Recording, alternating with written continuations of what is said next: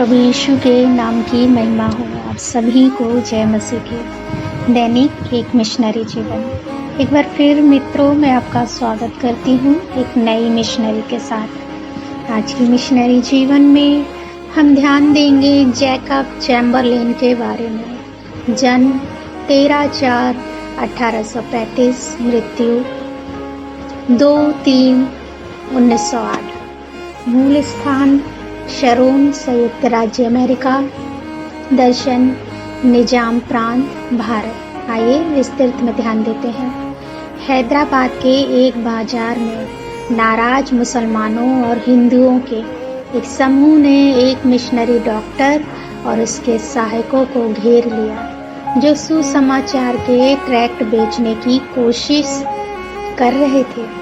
मुसलमानों को बताया गया कि ट्रैक्ट्स को सूअर की खाल में लपेटा गया था और हिंदुओं को बताया गया था कि ट्रैक्ट बछड़े में लिपटे हुए थे। दोनों झुंड क्रोधित होकर मिशनरियों पर पथराव करने के लिए तैयार हो गए।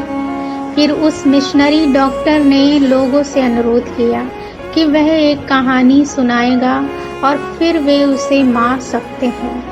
तब तेलुगु भाषी विदेश की कहानी सुनने के विचार ने कुछ पुरुषों की रुचि जगाई। तुरंत मिशनरी डॉक्टर ने वेदों को उद्धृत करते हुए पाप और उसकी क्षतिपूर्ति के बारे में बोलना शुरू कर दिया।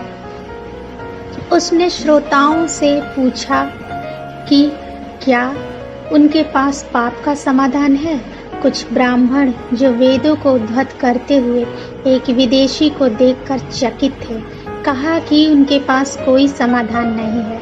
तब मिशनरी ने यीशु मसीह और उनके क्रूस की कहानी को चित्रात्मक रूप से समझाना शुरू किया।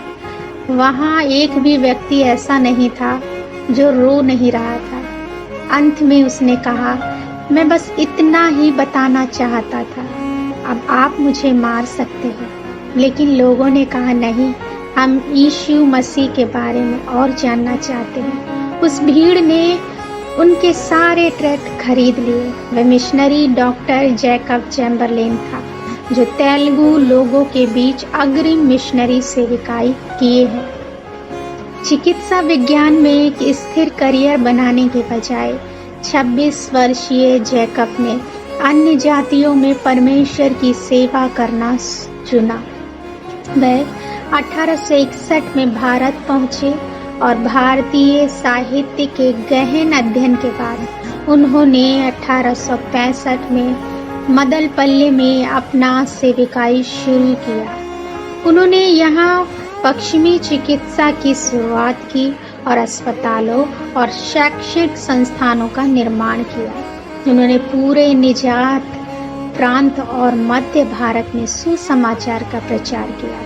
अपनी सेविकाई के दौरान वह मनुष्यों और जंगली जानवरों दोनों से कई बार मृत्यु से बच निकले। ये पूछे जाने पर कि उन्हें सेविकाई करने का साहस कैसे मिलता है, उन्होंने उत्तर दिया, मैं अपने प्रभु के वादे पर विश्वास करता हूँ। देखो, मैं जगत के अंत तक सदैव तुम्हारे संग हूँ। अपने बुढ़ापे तक एक प्रेरक सेविकाई के बाद चैम्बरलेन ने 1908 में प्रभु में विश्राम किया और उसी भूमि में दफनाया गया जहां उन्होंने सेवा करने के लिए चुना था।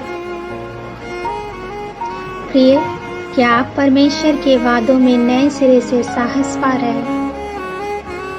प्रभु मुझे शांति दे ताकि मैं चिंता न करूं और आपके वादों पर दृढ़ रहूं। आमीन। परमपिता परमेश्वर आप सभी को आशीषित करें।